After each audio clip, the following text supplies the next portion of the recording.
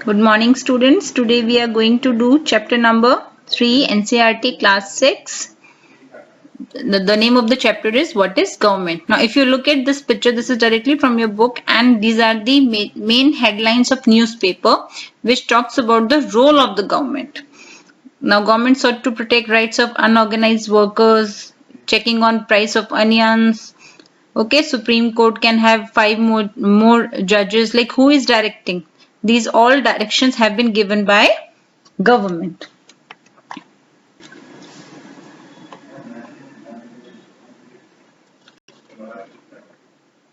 Key expectation from Modi government after years of turbulence. So this was the headline that came in one of the main leading newspaper during the Union Budget 2020. Now, why do people look forward to the decisions made by government? Now, you must have heard of prices of onion fluctuations. This is a very common point of discussion during the time of elections also. So the prices of onions, not only for onions, for all the material commodities, are decided and governed by government. They have a check on it. Now in Delhi we have reduced water bills to certain readings. Water and electricity are free also.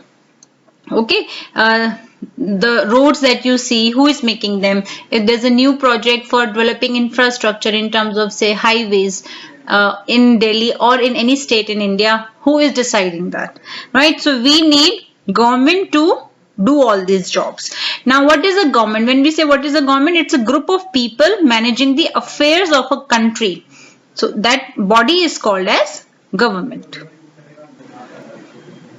Now, what are the functions of this body termed government? It protects the boundary of a country. If, like in the recent news, we have China troubling our border relations. So, who has to interfere? No individual will go and have a talk with China, right? So, the government or the representative in the government, the officers and authorities, they will go representing our country to the other country. So, but who has to take the stand? The government. Okay. Now, the laws, formation of new laws or the existing laws which have to be amended for the betterment of society and people, that job also is done by. That is the function of the government. Now, build the infrastructure of the country. When I say infrastructure, I am talking about buildings, new facilities, hospitals, schools for public welfare, roads, infrastructure, dams. These things come under infrastructure of the country, which provides facilities to the government. Now, for the welfare of the people, so that like in the COVID times, who is providing health services, free health services to everyone? Now, because of the lockdown, free food was also provided to the people. Now, who is doing all these welfare activities? Government. Who looks after the law and order? Again, government. And provides, like if there's, in case of natural calamity, who provides support to the people? Government. So all these jobs, primarily, these are the prime functions which any government would do for the country. Now, there are different types of government. If you will go back to the king's time, there we had different type of government. Now we have different type of government in India. So when people live and work together, there needs to be some organization so that decisions can be made. Now, when we talk about different types of government, we have to consider two questions: who is ruling, who rules, and who gets ruled. So to understand, you have to see who is ruling and on whom they are being, who are the people who gets ruled. So now the first type of government which we are going to talk about is autocracy. In this autocracy, we have only one person who has all the power. Okay. We will talk about what type of government India has, but understand one by one. So we'll go one by one. So autocracy means one person has all the powers. Now, if we look into autocracy, we have different type of autocracy. We have dictatorship, absolute monarchy, and constitutional monarchy. Now, autocracy means that the government, the ruling power is in the hand of one person, Okay, and the way, the power, how that one person is getting that power, either the power is given to him through family or he has taken it forcefully. Now if you see dictatorship, that means only, this is a very common phrase, you know, he's Adolf Hitler, he was a German. Now how did he get it from his family? No, he used his military power to become a dictator. Okay, whatever, as one person he had all the power under him. He did not used to consider anybody to take his decision. Whatever he used to feel that everybody should do, people used to do that. Okay, so he was a dictator. So the power lies only in the hand of one person. It is not inherited, it is not being passed on from from the family to, like, from father to the son. It is not like this. Now the second type of autocracy, this was also a type of autocracy where the power is in the one hand. Now the second type of autocracy is absolute monarchy. Okay, now here the main difference between these two is, this is not passed on in the family, but this is passed on in the family. Like monarch can be a king, it can be a queen. Okay, like in case of queen, we have queen in London. So, okay, there it is passing on like that. It can be an emperor, it can be an empress, but the same member, the same family will have its the next monarch. Like it can be passed on from father to son, like this. Okay, so it is inherited. That means it is passed down to the next family members. And again, here also they do not consult anyone. They have the power. If they might consider, like monarch used to have their court, they might consider, but it is not that there is a rule that if you are consulting people, you will have to listen to them. No, it is their personal own individual choice. Okay, now in constitutional monarchy, which we have in case of London, in UK, there the queen is the, like, we have democracy there, but here because it's a monarchy, so the title of the queen is passing on from in the family. Okay, so but because it is democratic also, we will see what is a democratic government, have democracy in India. So we will see how they two are limiting. Is democratic power in UK is limiting the power of the queen? But the queen here is very powerful. Okay, though we have constitution there in England also. Now in monarchy again, as I told you, the example would be the Saudi Arabia.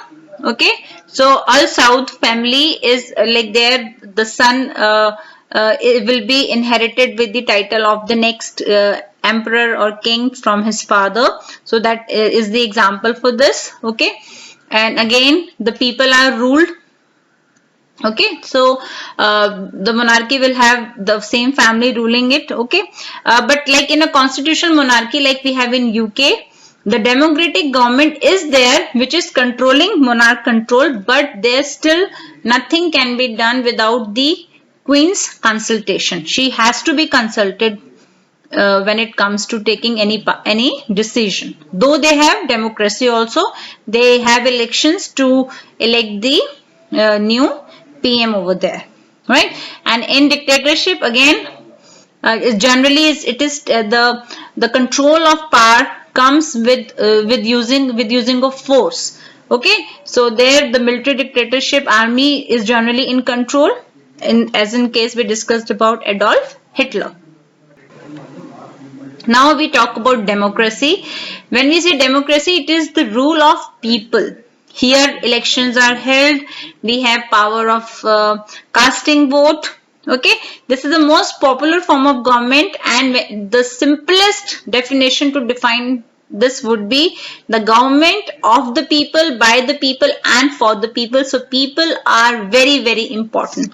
In monarchy, in any type of autocracy which we discuss, especially in case of monarchy and in case of your dictatorship, in both these, they just have one single ruler. No, but here the ruler also are decided by the people. And what is the way of deciding your ruler? Way of deciding ruler is your election. And how are you deciding? You are using your power to vote to decide the leader. Okay. Now here, because people have the power to cast votes, so they are participating in the process of forming government. And there again, because we have discussed earlier also, our constitution considers everyone as equal. So when we are casting votes, we do not consider any race, color, religion. Okay, so that is how we work. Here in India, we have representative democracy, where people are very important and citizens are electing their leaders to represent their rights and interest in government. So we just learnt in monarchy that kings and queens, they had no need to explain or defend their actions or the decisions that they used to take. They may consult or discuss with a group of people, but the final decision making power remained with the monarch, and that monarch could be the king or the queen. Now India, which is a democratic country, this is a result of long and eventful struggle of our Indian people. Okay, we have different type of democracies, like we have direct democracy, we have representative democracy. Now when we talk about direct democracy, it's about adults who are participating again. But like in Switzerland, it's even if they are forming, they are passing a bill, they are making some amendment changes in the current system, every individual of the country will participate there through popular vote system. Okay, even if there is a change happening, it is not that only the ministers will decide. No, each individual will decide. So that is a direct democracy. Whereas in representative democracy, which we have in our country like India, we have during the time of election, we are choosing our leaders to go, and they then decide on these work. Not that when they are they are passing any bill, or they are making any amendment, there we will not participate, but our leaders do that job. Okay. Now when we talk about universal adult franchise, which is actually a weapon in a democratic country, so this was not there for everyone in India. So in the past, there had been time when women and the poor were not allowed to participate in the election and then the process of government, formation of government. So then these changes and these amendments were made that everyone, irrespective of the gender, your economic background, your any type of background you are coming from, your rich, your caste, your color, your race, nothing will matter. If you are a citizen of India, you can participate. So this is to sum up to what we have discussed in different type of government, especially the democratic. So people are the main one. This is democratic government, means it is the rule of the people, by the people, and for the people. So people are very important. Each individual is respected and has a power to participate in the process of formation of government. And how that takes place? It takes place through election, because power to vote is given to all the adults in India. Okay, so if the people are not happy with the performance or the work of the government, which is for a period of 5 years, so next time they can remove it. So people are like the elected representative by the people are answerable to the people, because it is a government of the people. So government of the people, by the people, and for the people. So universal adult franchise means that all adults in our country India are allowed to vote, and the age is 18 years. Now there are levels of the government. We have national level, which when we say national level, it is a central government which talks about the whole country. Then we have different states in our country. States are further divided into districts, and districts are further divided into local. Local, we talk about urban and rural both. So these are the levels of the government. Now, our Indian Union is a sovereign secular democratic republic with a parliamentary system of government. You know, we have two houses, the upper house and the lower house, Lok Sabha and Rajya Sabha. Okay, we have government at the national level, which is called the central level, I just told you. Then we have at the states. Okay, we have government in villages, towns and cities also, and about them we are going to talk about in the upcoming chapters. Now there are three organs, because the government has to do a lot of work for the people. So there are three divisions in the government. The first organ is the legislature, which makes the law. Now once the law has been made, it has to be implemented. Then it is the executive organ of the government which implements the law which has been made. Then is the judiciary, who sees that these laws are obeyed or not, and if they are not being obeyed, then they will get on to those measures to check that these laws are rightly being implemented or not.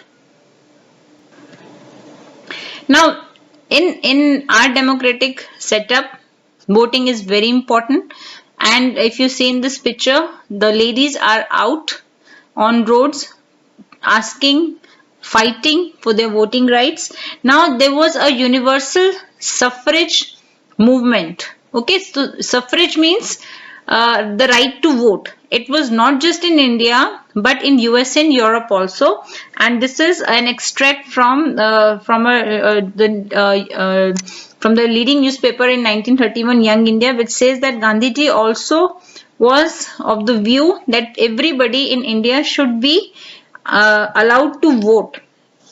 Okay, so and this happened not just in India but in USA and Europe also, and Gandhiji was also shocked to see that this is a very unfair practice, and all the adults should have the right to vote, giving rise to universal adult franchise.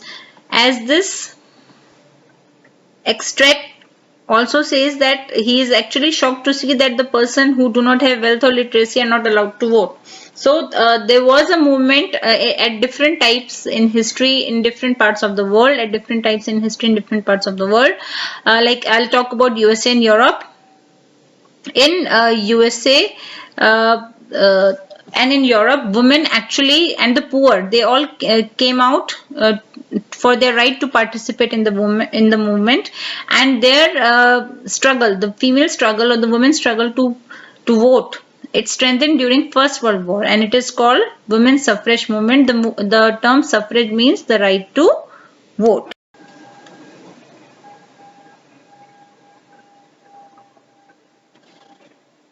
See, the government had not willingly shared power anywhere in the world. There had been movements to get their voting power. Like all over Europe and the USA, women and the poor have had to fight for participation in the government, and this women's struggle for their suffrage to the power to cast their vote, it got strengthened in First World War, which came to be called as the women's suffrage movement. As the suffrage term, the word suffrage usually means the right to vote. So what happened during the time of war, when the men were away fighting, because so the women had to be called for work which were earlier considered to be men's work. So this entire thing, because if you can see in the picture, these were the jobs which were done earlier by men, but the ladies were also doing it and were showing their capability in terms of decision making power, in terms of the efficiency at work, and here they are out asking for their right to vote. Okay, so they were out, and this entire thing led everyone to think that women were also seen as equally capable of making decision and at bringing out the output. So the suffragists were the people who were supporting women in their suffrage movement. So they came out demanding the right to vote for all the women, and to get their demands heard, they changed themselves to running in public places in US and UK. So many suffragists were imprisoned, they went on hunger strike, and finally in America, women got the right in 1920, and whereas in UK, the women got the same voting right in 1928. So that's all for your chapter number 3 in NCERT class 6. Thank you.